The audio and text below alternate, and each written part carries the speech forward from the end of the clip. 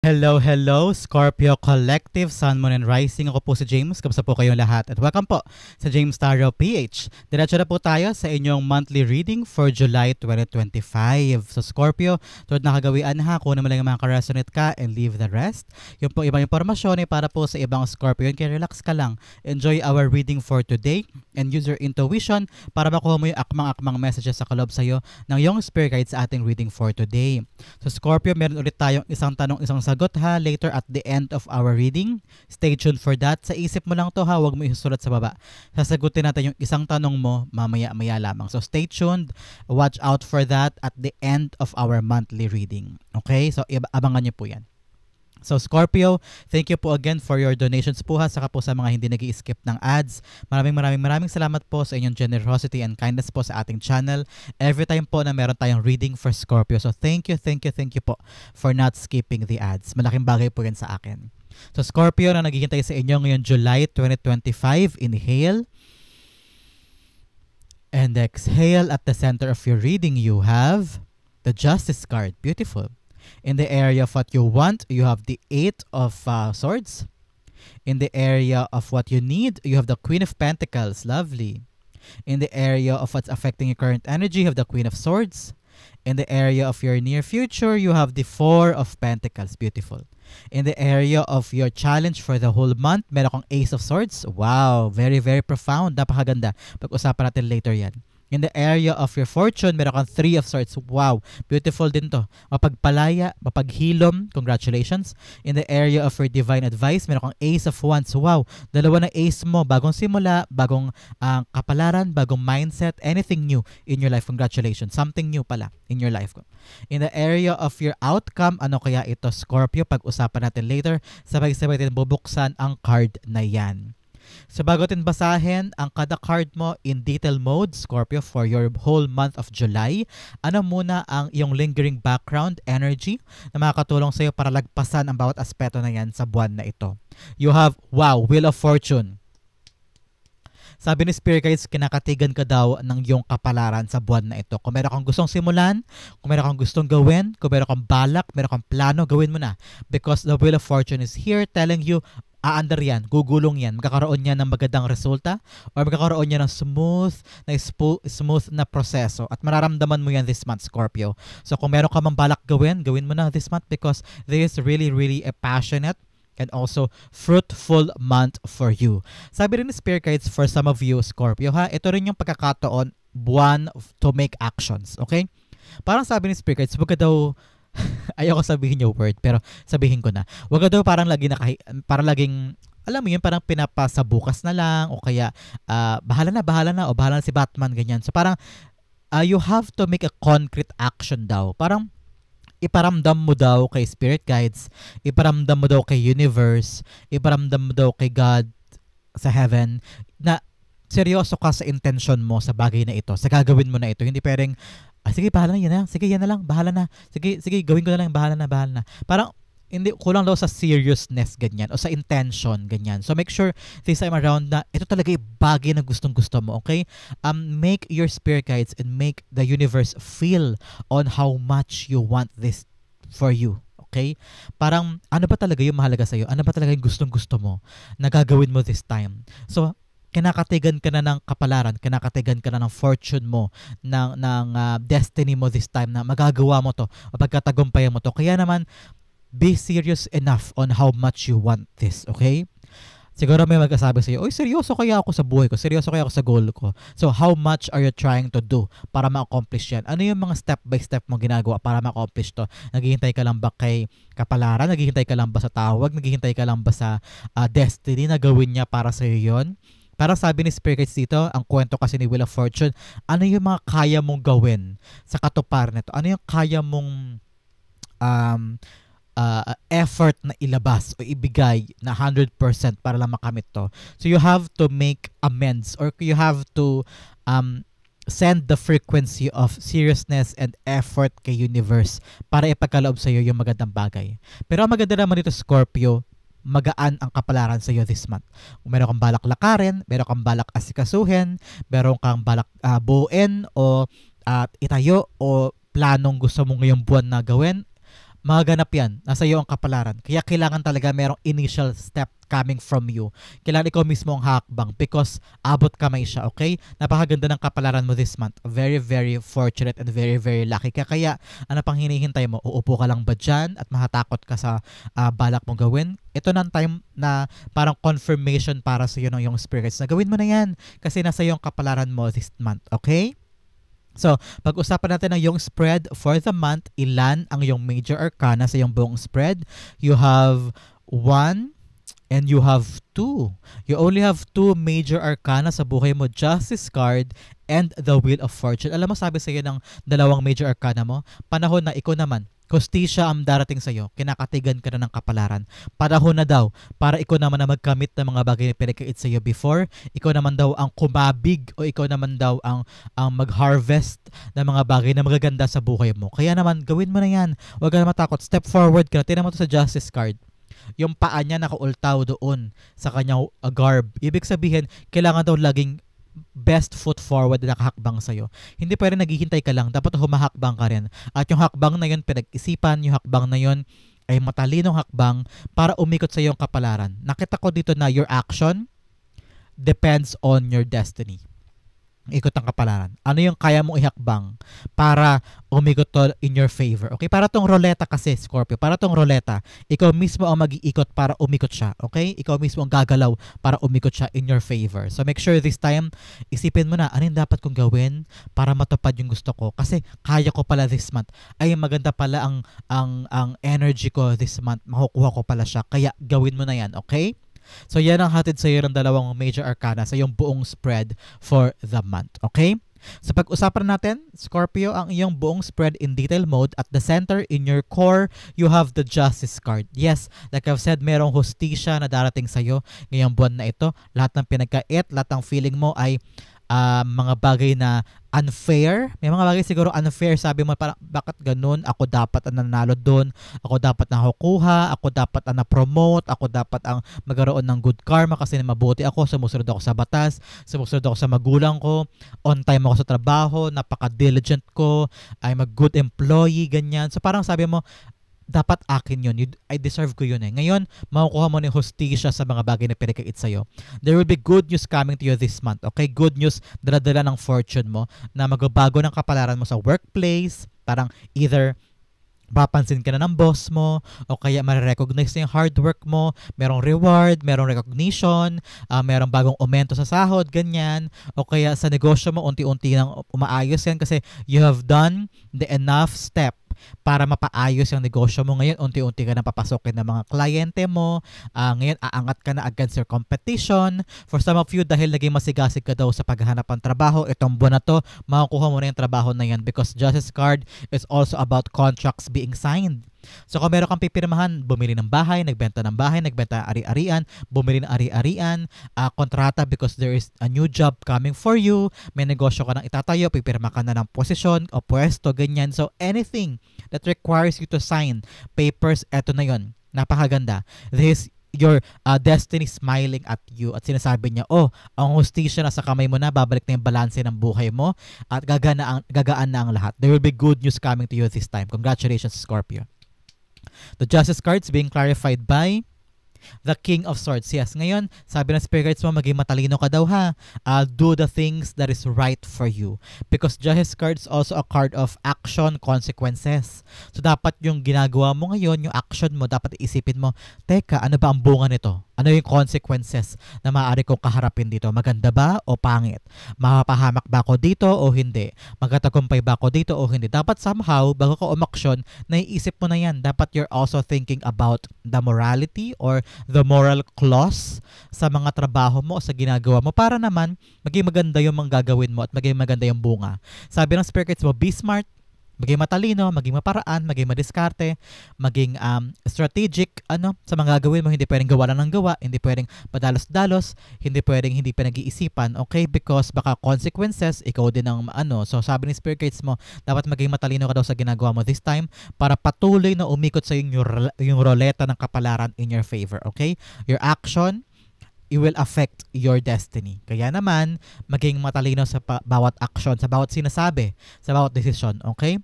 In the area of what you want, you have the Eight of Swords here. Sabi mo, gusto mo nang kumawala sa pain.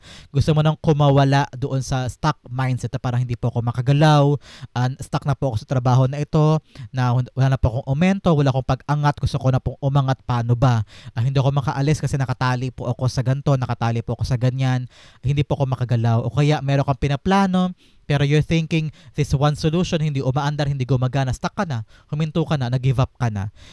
Sabi ni Spirit Guides, marami ka daw options, Scorpio. Okay, marami kang option to get out of this. Whether meron ka pang option A, option B, option C, hindi mo palang nakikita ngayon kasi nga, marami kang takot, marami kang kaba, marami kang taranta, or kaya marami kang overthinking sa sarili mo. This is like analysis paralysis. Masyado ka nag-a-analyze eh. Masyado kang every ina-analyze mo, kinakatakutan mo. Every ina-analyze mo ng isang bagay, nag-worry ka agad kasi super nega no naisip mo na solusyon, or super nega no naisip mong scenario sa isip mo na parang ito ang mangyayari na, wag na. So ang nangyayari, hindi ka lalo nakakahanap ng right solution. Hindi ka makawala dyan dahil sa takot lang ito, Scorpio. Nasa isip lang to. Sinasabi ko sa'yo, nasa isip lang to. Kung aalisin mo yung takot, kung aalisin mo yung overthinking, yung fear, makagawa mo makawala dito, makakahanap ka ng right solution. Masasabi mo, okay, ito solution ko, gagawin ko na. Oo, kasi may lakas ka na ng loob, at doon maaari makahanap ka na ng solusyon para makawala ka dito, okay? There is a solution. Kailangan mo lang tanggalin yung takot sa'yo para yakapin yung mabuti, okay? The Eight of Swords being clarified by the Queen of Pentacles. Yes, magkatabi pa pala. Si dalawang Queen of Pentacles mo, it's all about your resources. It's all about your money. Sabi mo siguro sa sarili mo ngayon, di ka makaharap ng paraan kung saan kukuha ng pera, saan kukuha ng pambayad sa ganito, panghulog sa ganyan, baka may deadline na, baka may due date ka na, baka meron ka ng disconnection, o kaya patong-patong na utang, naniningal na ganyan. So ngayon, naghahanap ka ng pambayad, naghahanap ka ng pantustos sa mga yan, resources ito, to sa Queen of Pentacles, it's all about your resources. Pero sabi ni Spirit Guides, hindi ka stuck, maniwala ka. Akala mo lang stuck ka, akala mo lang wala ka mahanap na paraan, may mahahanap ka ng paraan this month, okay? Makakahanap ka ng solusyon para makabayad sa mga yan, para pantustos sa mga yan, pambili ng mga ganyan, okay? You will have it. I believe in you. You will have the right solution because this is what you need. You have the Queen of Pentacles here. You need to focus on good new things, okay?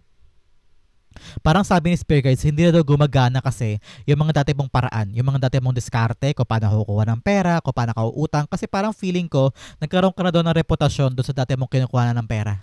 Yung dati mong ginagawa ng solusyon pag nagigipit ka sa pera, o kaya kapag short ka ngayon sa pera, parang dati, umuubra, pero ngayon hindi na kasi parang kilala ka na doon, parang gamit na gamit na yung pangalan mo, parang kilala ka na ng may-ari na parang ito like kami problema sa ganito, ganyan. So parang hindi na siya nag-work. So parang sabi ni Spirit Guides, ito daw this time, maghanap ka pa ng ibang way. Baka meron ka pang mahinga ng loan, o kaya meron ka pa ibang taong malalapitan para makahiram ng pera na talaga magtitiwala sa'yo na ibabalik mo din naman, o kaya makapalago mo tong pera na to, mababalik mo pa rin yung inutang mo o hiniraman mo.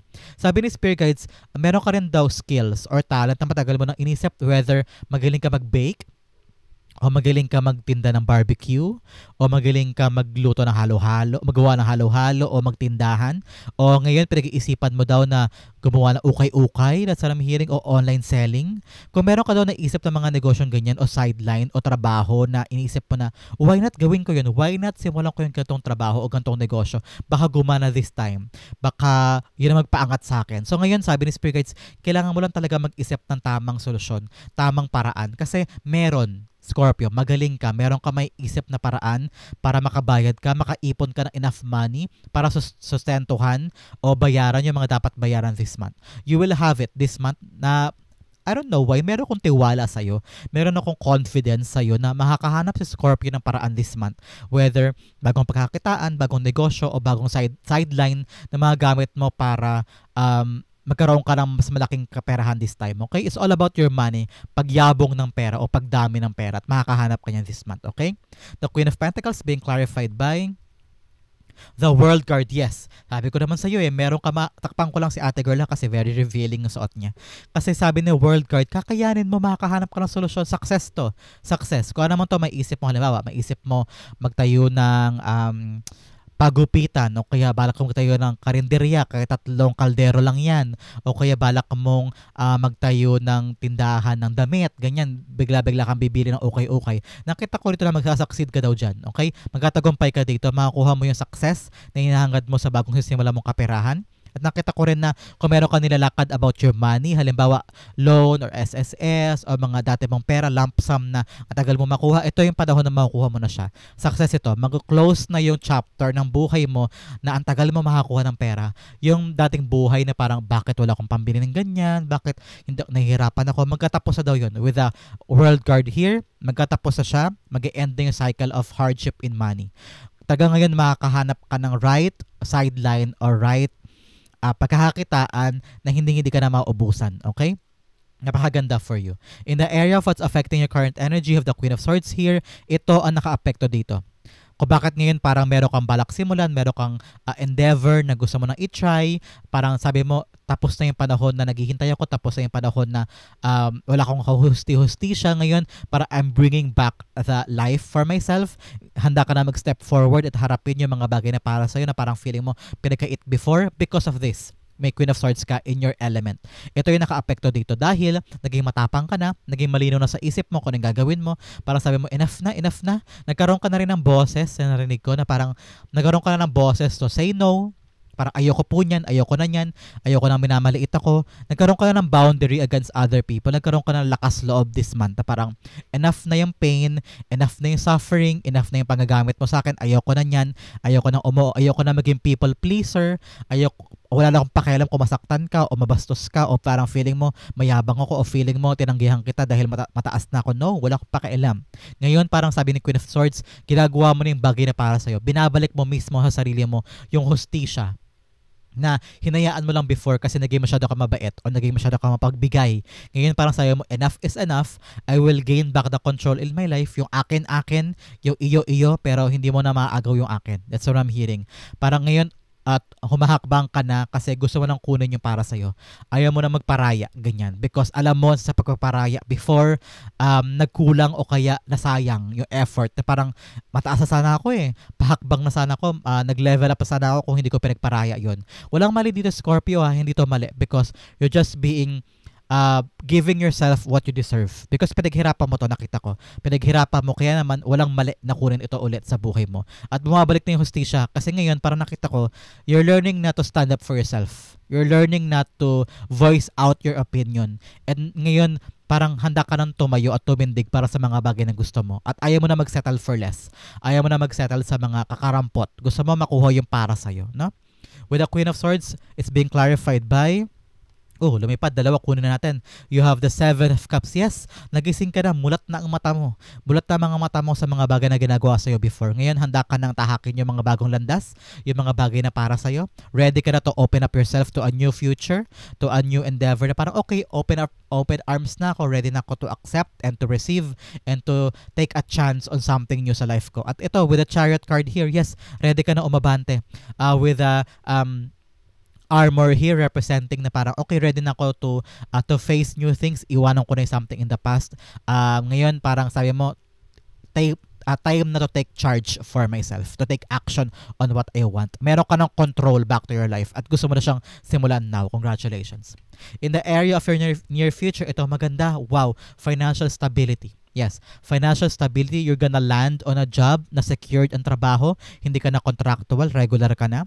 For some of you, nakita ko na parang makakaroon ka na ng negosyo na solid na ang pagkakakitaan. Like I've said here, hindi ka na mauubusan, hindi ka na mawawalan, dire-diretso na ang pasok ng swerte.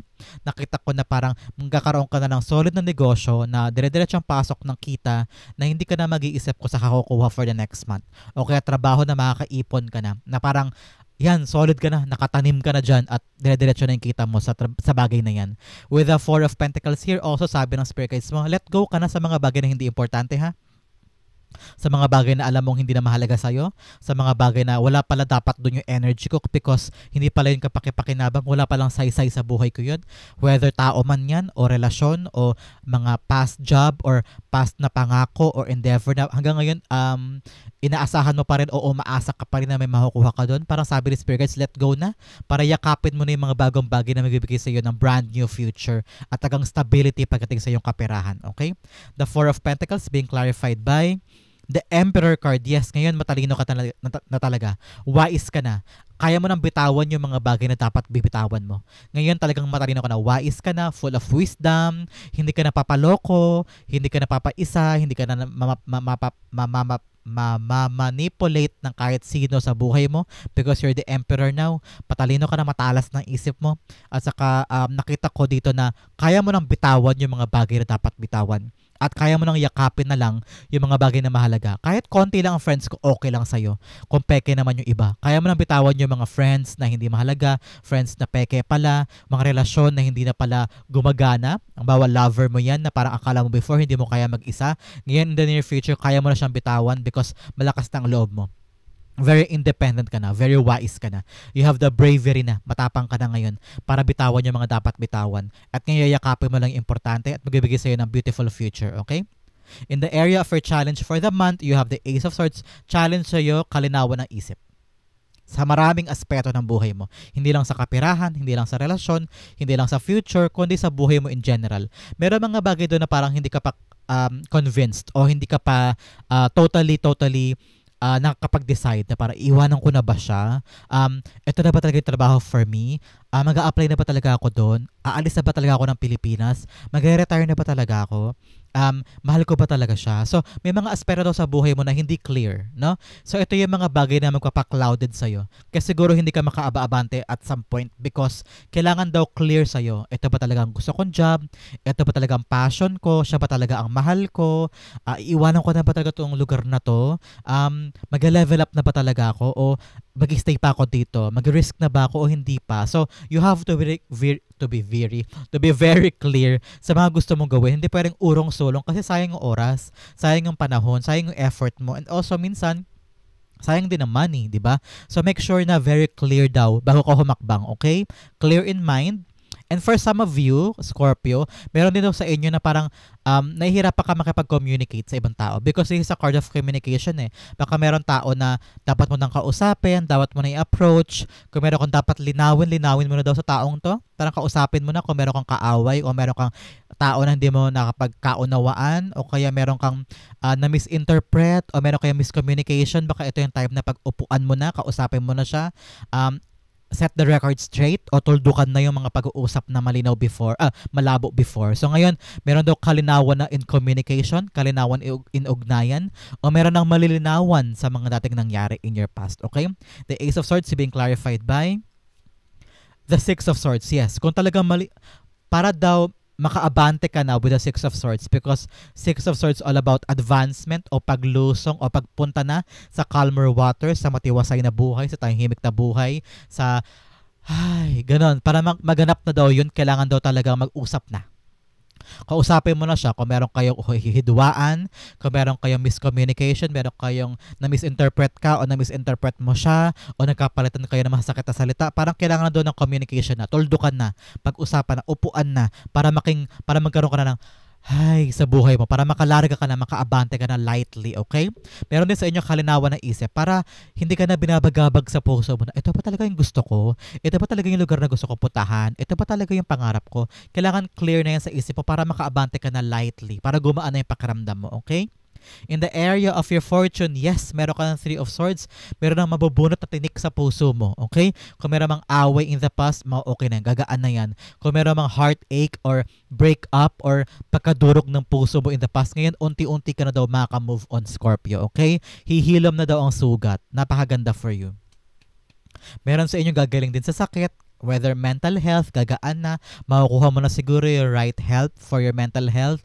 Baka makakausap ka na ngayong buwan na ito ng right physician or right, tawag dito, mental health expert na magbibigay sa'yo ng right gamot o kaya right psychological assessment. So, kung merong mga mental health problems po kayo na kinakaharap this month, sabi ni Spirit Guides, ito na yung panahon na makakatagpo ka na ng right meds or right person na makakatulong sa'yo at gagaan na paunti-unti ang mga problema mo.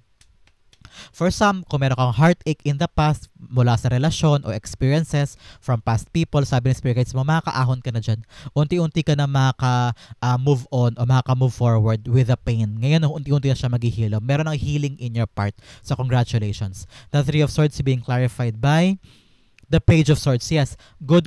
Meron kang matatanggap daw na tawag, text or email or chat or meron ka mga kasulubong na tao na nagdulot sa'yo ng pain in the past na magbibigay sa'yo na parang, okay, naka-move on na nga ako. Okay, na-realize mo bigla na, tama na pala ang pag-dwell ko sa pain na to. Ready na pala ako to move forward. Enough na pala of the pain. Ready na ako. So ngayon, this text, call, chat, or information na makukuha mo this time, valuable information, magbibigay sa'yo ng confirmation na, time na for me to move on.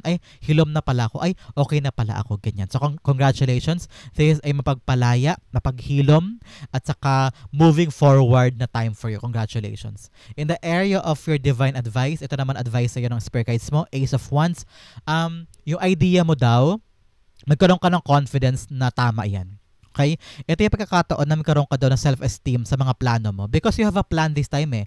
Plano mong lumipat ang bahay, plano mong gawin tong idea na to, tong passion project na ito, yung may idea ka sa kumpanya, meron kang idea kay boss, why not kaya gawin ko to idea na to? So, isuggest mo na yan. Itaas mo ng kamay mo, isuggest mo na yung gusto mong isuggest. Meron kang good idea daw this time na magkakaroon na magandang dulot sa buhay mo. Kaya naman, gawin mo na yan.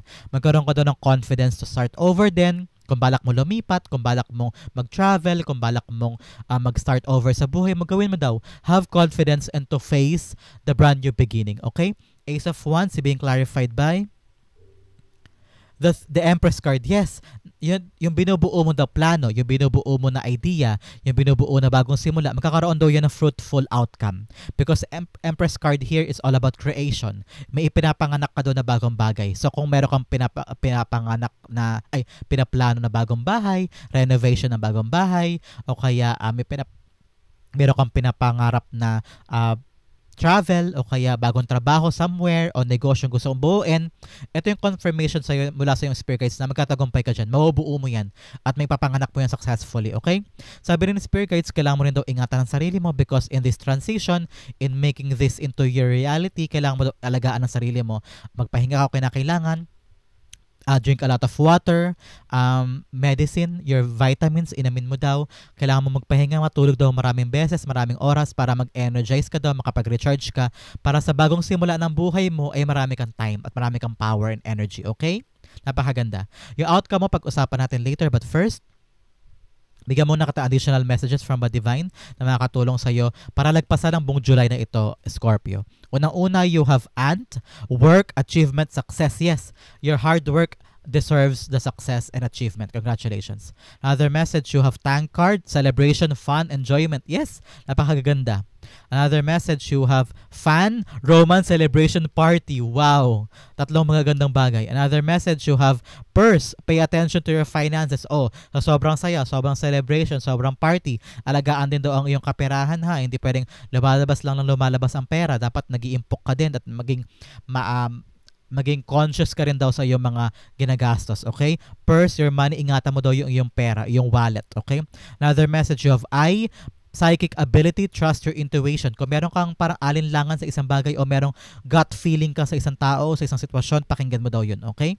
Another message, you have will, indecisiveness, allowing your life to rumble aimlessly. Ngayon daw dapat nakafocus ka sa isang bagay. Hindi pwedeng marami kang ginagawa at all at once. Kailangan nakafocus ka sa isang bagay para mapagtagumpayan mo yun na mas mabilis, okay? Another message, you have broken wish or wish will not be granted. Yes, because hindi ka daw nakafocus. Para mag-grant tong wish na to, kailangan daw nakafocus ka sa isang bagay.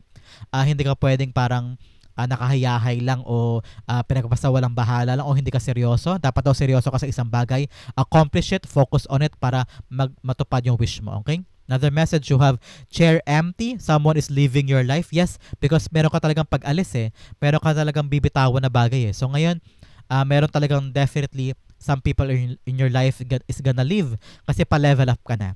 Another message, you have dog far away. A distant friend is thinking of you. Meron ka daw kaibigan na malayo sa'yo, ang iniisip ka ngayon. So kung meron ka man naisip ngayon na friend, siya yon. Kontakin mo na siya because nami-miss ka na daw niya. Another message, you have cup.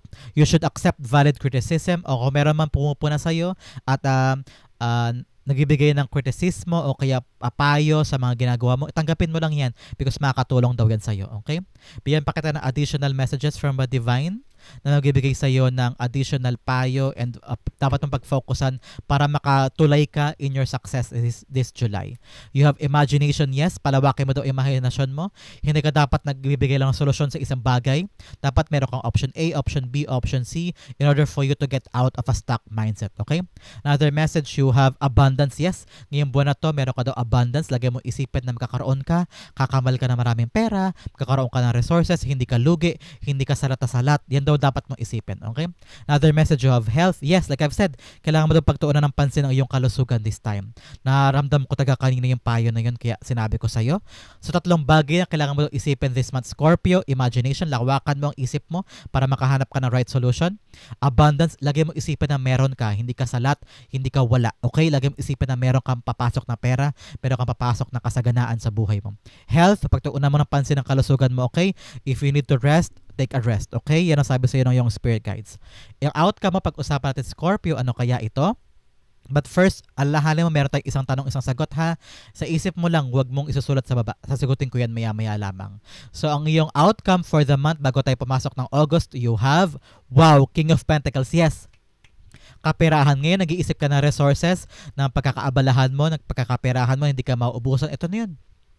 You will put up that negosyo. Mahatayo mo yan. You will get that job na talagang solid, na hindi ka na contractual, regular, may benefits and all.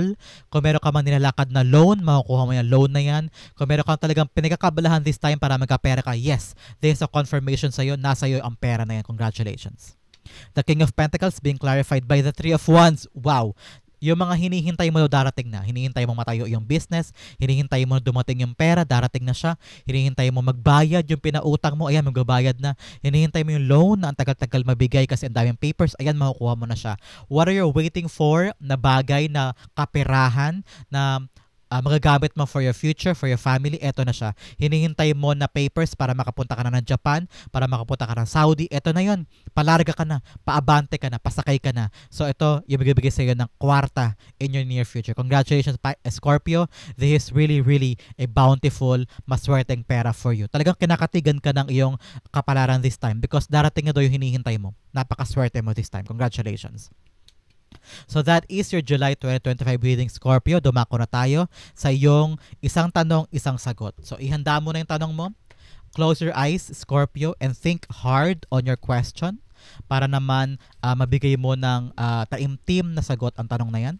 Spirit guides, ibigay natin kay Scorpio ang sagot sa kanyang tanong. Okay? You have 1, you have 2.